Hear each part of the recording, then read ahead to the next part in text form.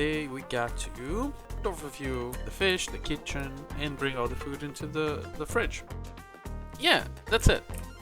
Alright, let's go. So, first things first, I need to review what was going on in the kitchen here, because I did that a bit under the table. I finished tiling this space here to make the fridge, and I put some temp shift plates.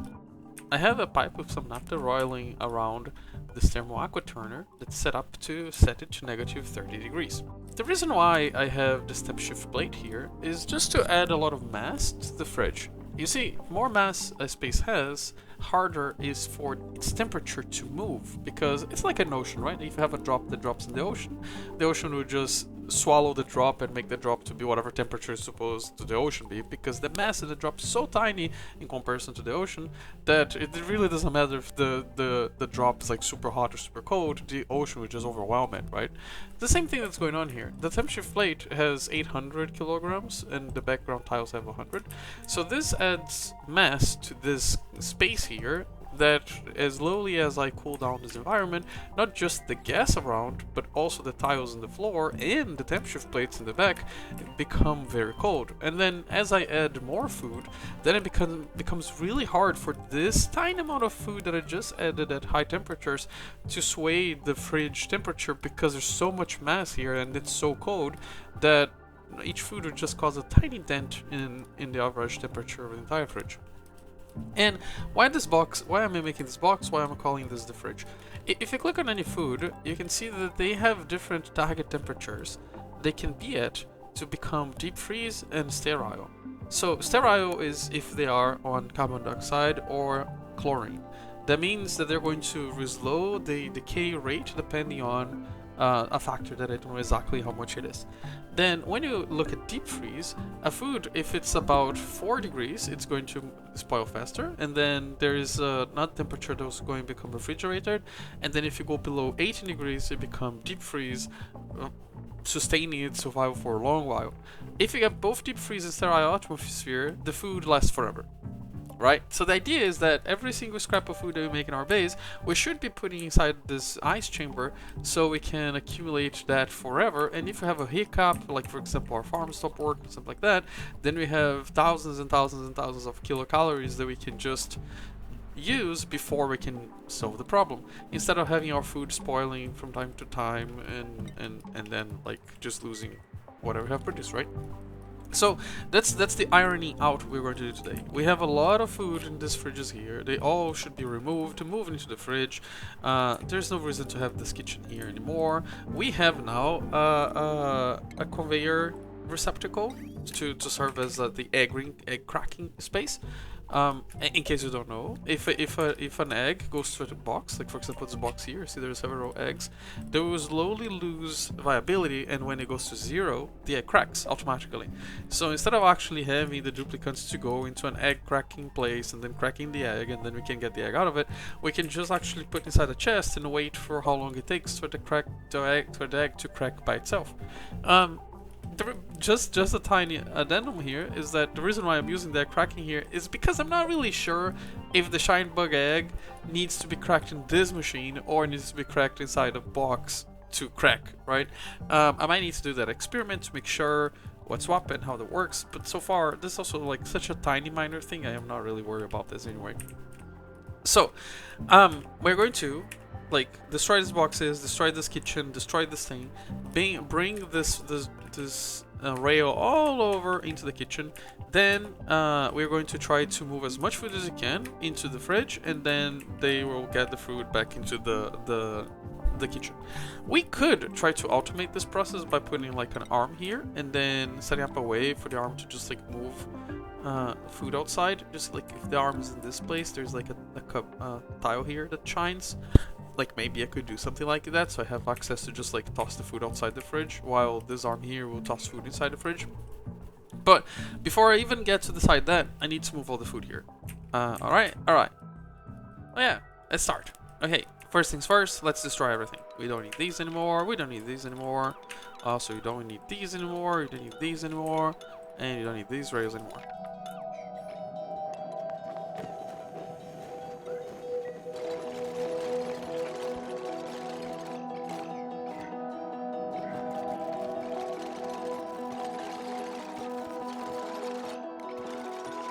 Okay, now you see I have several eggs. I need to return them to the pond so this arm can grab them and put them in our rails so we can bring them to whatever place we're supposed to bring them.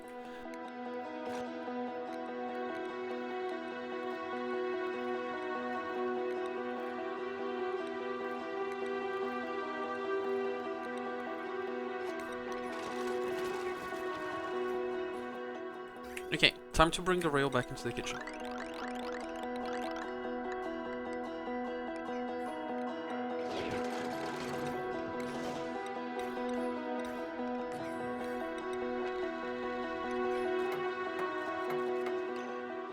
I could manually move all this stuff, but honestly, what I'm going to do, I'm going to set up a fridge in the fridge, a fridge inception, and I'm going to set up for sweep only, and then I'll sweep that and ask the duplicants to bring the food here.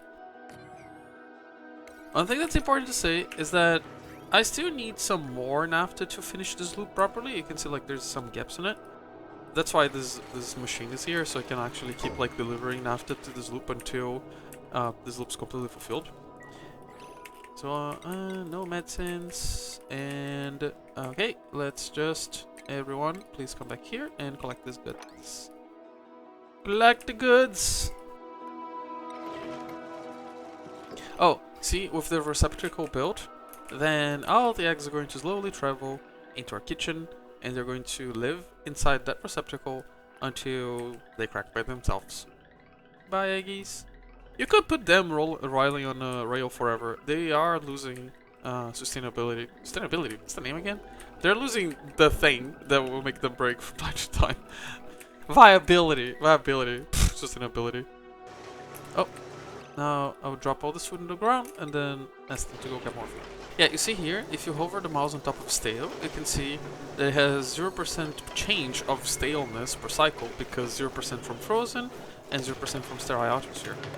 Well, again, go bring more food. Also, as you can see here, I have a bit of naphtha serving as a liquid lock for this place because this place is so cold that if I use water, the water is just going to like freeze and then break the seal, right? But in this other side I have water. I only need naphtha in one side of it.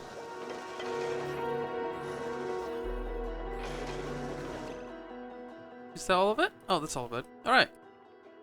Where's the fridge? Okay, here. I might keep this box here. Maybe if I find like a special kind of food that's a bit tricky to bring, I will just let... I don't know. I don't know what I'm going to do with this. So, let's go for the next part. We have peppers that are being brought here, and we need to bring the peppers back so we can bring to the kitchen, right?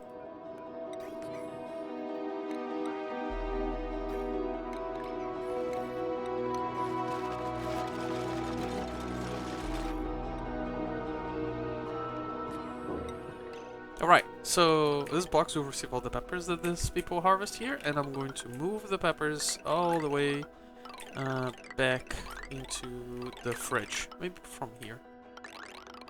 There. Oh no, this is going to pass through that lock here. No. Here.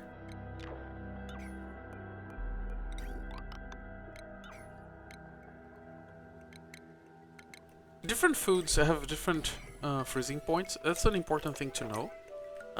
Most grains, such as nosh beans and sleet wheat, they have a much lower freezing temperature. I mean, much higher freezing temperature. It's much easier to keep them in freeze state. And because of that, just a fridge in a carbon dioxide vent makes them like to last forever. You just need to be careful if something else inside the fridge spoils, and then that thing creates a polluted oxygen tile on top of the fridge. Then the reverse happens. They spoil faster, right?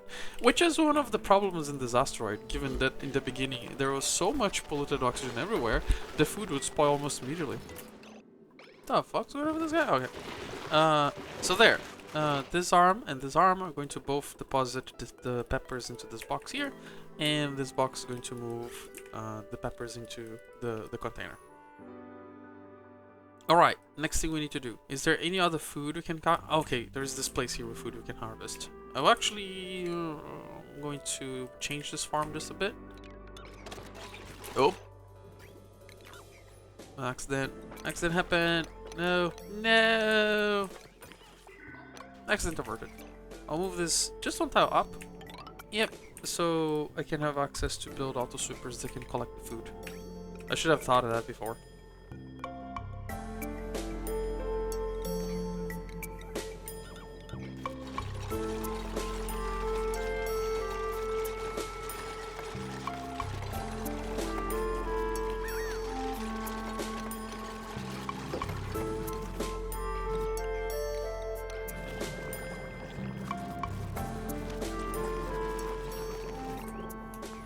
What is in this line here? It's machines, the pump. Oh, nothing that's being used all the time. I can actually do this.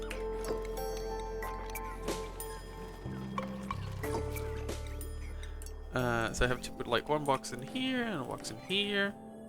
They're going to both have their own rail that connects here, and then I'll bring this rail to the fridge down there. Actually, I value a lot is straight lines in the layout of this game.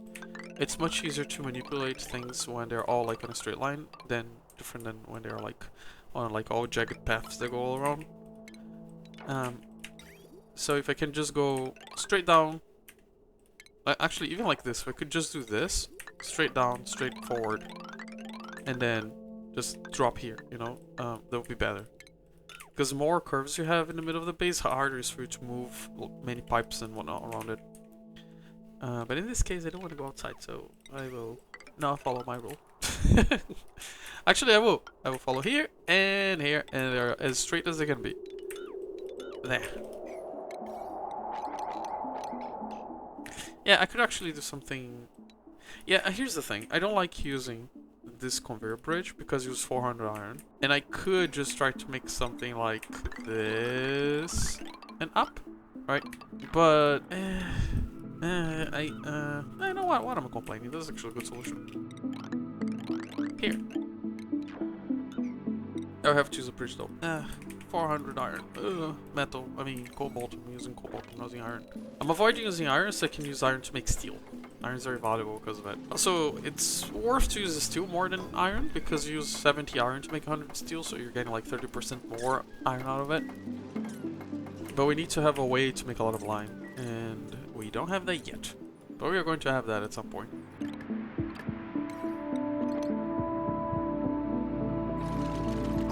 Well, this can accept anything that's either a cooking ingredient or edible. And you can put that up there too. So the seeds or the whatevers. There.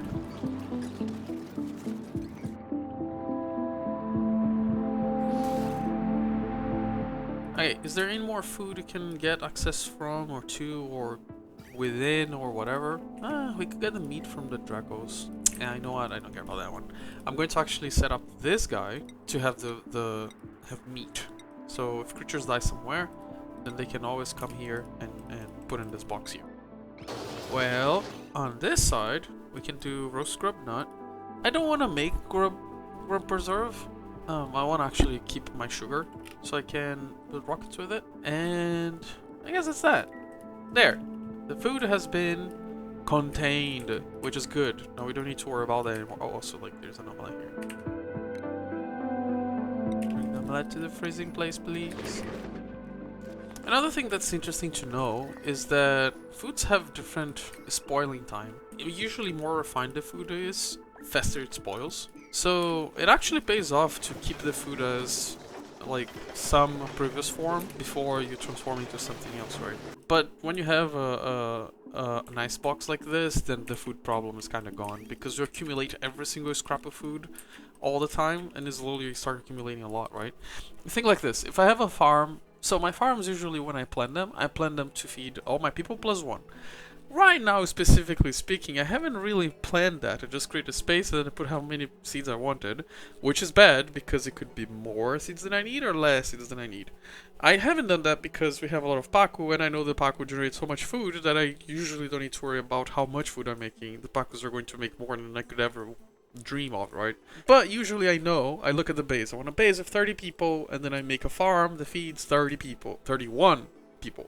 But because the food is always accumulating, that extra one person I account for it slowly accumulates, and then when you see, you have 2 million kilocalories because the tiny drop keeps accumulating until it becomes an insane amount of food. But well, that is done. Like, this part of the food is set up properly. Now we need to actually pipe some of that natural gas into our range so we can use it.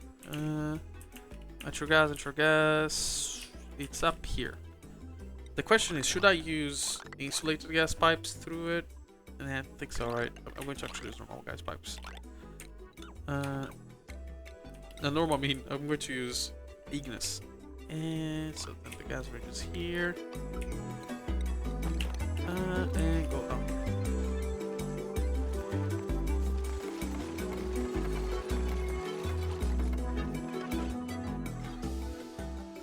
I can try to do a trick like the one I did with this pump here. I can put a sensor up here on this pipe to detect if there is not natural gas, and then if there's not, then I can send an amount of gas. So for example, I can have a valve meter, and then I can say whenever this pipe here has no gas anymore, where the pipe is again? Okay, here. Whenever this pipe here has no gas anymore, then send, I don't know, like 1, 2, 3, 4 kilograms, like 5, 10 kilograms of natural gas, and then they're going to send a tiny amount of it, and they're going to backlog in this place.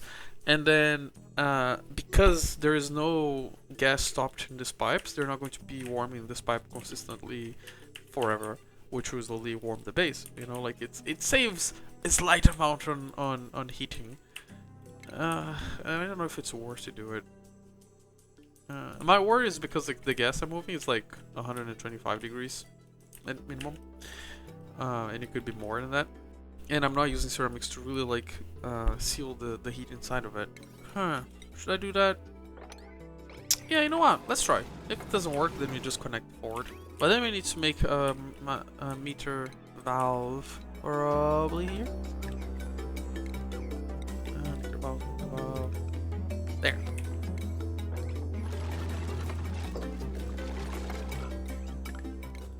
Okay, let's plan how much gas we're going to send there. According to the range here, the range says it can hold, I don't know. Let's see in the range. Did they tell me how much they can hold? I don't know. I as soon as I load some gas, I will know then. So first I need to put a knot. So if I don't have natural gas here, then forward into the base. Actually, no, I'm going to hide this behind the... No, I can't really hide behind the tiles. Here. Here, and go here. Up, and all around, and we get back into the gas valve meter that is here.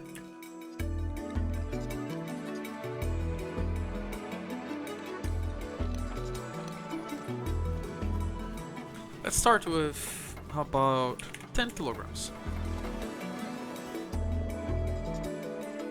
There. 1, 2, 3, 4, 5, 6, 7, 8, 9. Oh, wait, oh.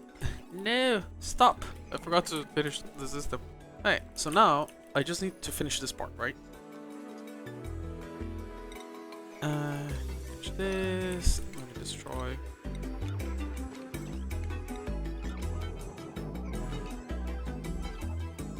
So, here is how this works.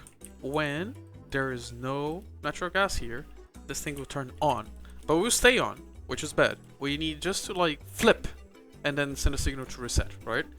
There are several ways of doing it. You can use a signal counter, but I'm going to use the way that usually I like to use most, which is to build a pulse former or a rising edge detector, if you know engineering. It's you put a knot, you put an end, and then you put a buffer. I think it's a buffer. I might need to make sure that that's a buffer. I will show how this works so it makes more sense instead of me just explaining. The signal goes into the knot and follows into the end, and then through the knot goes back into the end, then connect into the signal thing, and then that's it. There. So what this do is when the signal flickers, I'll provoke it to flicker by disconnecting this table here. So when the signal flicker, so I turn off, this is going to turn on because this is not, and this is going to be true, right? Like it's going to flip. When it flips, you can observe that this is just going to flicker really quickly, right? And then that prompts the thing to send 10 kilograms. This is called the pulse former. It creates like a clap whenever the signal turns on. But you see that in the back here, it's still on, right? So for the clap to happen again, you just need to become off and then on again. And then that can happen. That will re-trigger the thing, right? This is a very useful piece of circuitry. Almost all my more complicated machines use these things, like everywhere. It's very useful to know when something happened and then just like clap and record that moment in the memory. And then when something else happens, you just clap again and then you reset the memory, right? Most of the complex machines, they usually just kind of work like that. You have a memory that records something, an event that's important, and then you have a pulse former that like claps when the event happens, and then you have another one that claps when another event happens. And again, it's like just avoid this problem, right? Because if it's just not gas, it's going to be not gas until this thing pumps gas all over the pipe and then fills the entire pipe, and then gas touches this, and then after that 10 kilograms will pass, and then the thing will turn off until the entire pipe is emptied, and then that works, right? But that's not exactly what I want. I just want more or less about here to be full, right? And look how much gas came in just because that thing was going on, right? But before we move forward, I can look now that one of these machines has 10 kilograms. So actually, if there's 10 kilograms inside the oven, and then we have about 1, 2, 3, 4 here, let's say 20 kilograms, right? Like 20 kilograms is enough. It's how much I want, right? This thing is going to like send a bunch of extra gas, but it's fine. And again, the reason of doing that is just if this pipeline is not super full all the time, then I don't have heat seeping from these pipes into the base, right? Because only when I need, I will really send some, and they're going to go straight into the oven, and then that's kind of it, right? So, what specialized food can we start thinking about making? We can make surf and turf because we do have cooked seafood and we have barbecue. We can make pepper bread because we have pinch pepper nut and we are going to have sleet wheat. We can make frost burger because we do have barbecue, we might have frost bun, and we have lettuce because the subsurface ocean. And I guess that's that. If all these elements show up, then we can make these foods, which is good. Yeah, I think that's it. That's good. Okay, the kitchen has been arranged. Now let's look at the farm really quickly. This entire block is negative 10 degrees, 12 degrees, and it's going to get colder and colder and colder. This is set up to like negative 30. Lower than 30 we can have problems, so I'll try to avoid it. So this block is going to be about negative 30, and this farm, if you look at sleet, this sleet needs to be around 5 to negative 55. So actually I can hover around 0, right? And I have the anti-entropy thermonullifier deleting a small amount of heat. I have the Wiswort also deleting a small amount of heat. But if this farm goes like a bit above negative 10, negative 5, then I will close these doors, which will close connection between the ice and this metal bar. The metal bar is going to rush with coldness because it has like a really high conductive rate, and then it's going to slowly seep the cold, drain the heat from the farm into the bar and then into the ice. When the farm is cold enough, then these doors open, breaking the connection between the ice and the farm, and then we keep in that loop forever, and whenever we need to reduce the heat, we do that, and then whenever we need to do whatever. The reason why I do that, it looks a bit convoluted, like why you can just like actually have this thing going directly into the farm. Why do you have an ice block? It's because the ice block is what we call a heat injector. You see, when you try to run some liquid through the aqua turner will be cut 14 degrees like that immediately, right? And because that it had like this sharp cut in the temperature, it can actually cause this problems to the farm, because all of a sudden there's like negative 14 degrees being removed from the coolant liquid. But because I'm actually cooling this ice as much as I can, and then the connection from this ice with the doors is what will slowly change the temperatures in the farm, this ice block kind of behaves as a spring of sorts that kind of like hold a bit of the impact before the farm gets too damaged or something, right? I use this thing here, this piece of tech in the game, is how you solve every single heat problem in the game, in any level of complexity or temperature or anything you can imagine. You want to make something that melt rust, then you make a heat buffer for the temperature of the rust, and then you slowly sip that temperature into the rust, and then you melt the rust.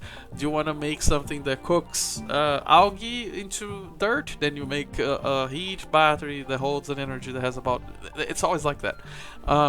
But the thing that's interesting is that you can either make a heat battery to accumulate heat, and then you can make a heat battery to accumulate and coldness with codes, because you can't really accumulate coldness, but you get it, right? The point of a heat battery is to have like the extreme other side of the temperature you're trying to either give to a place or take from a place, right? In the case of a glacial farm, then we use something to hold the temperature. And one last thing that's interesting to mention is that when you really think about this problem, it's really fun, right? Because it's very hard to get to extreme negative temperatures, right? Like, the only thing that we have that's super cold is hydrogen, and cooling hydrogen is not a trivial task. So right now, the limit of how cold I can get is negative 50 degrees with naphtha. If I can like skim the surface to get the naphtha to be as cold as I can get without making it go crazy in the thermal aqua tuner. But the highest temperature I can get is infinite, because I can just use one of these guys to heat anything. Actually, okay, it's not infinite. It is the highest evaporating temperature of the highest liquid that we have, because we can use that liquid, for example magma, to run into this thing until that liquid is going to be so hot that we can heat anything with it, but that liquid can't go into ebullition if it becomes a gas, right? Like it breaks from the pipes. So the limit is like this liquid higher temperature before becoming a gas is like how high we can get into a temperature, right? And you'd be surprised, because like we have access to like some very crazy liquids. Like for example, we could use molten steel. That's like almost 4,000 temperature. So the thing I'm trying to say is that it's very funny, because like it's very hard to get to cold temperatures, but it's so easy to get like to a sun-like heat temperature. But wow, so that's it. That's what this is for. One thing is, you see that this wall here is very close to the cold.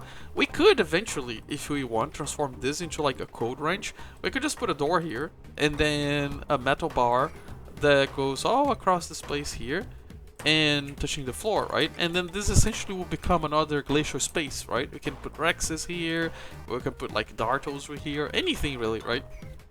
The problem with Rexes though is that it's a bit tricky to move pets into the Rex pen.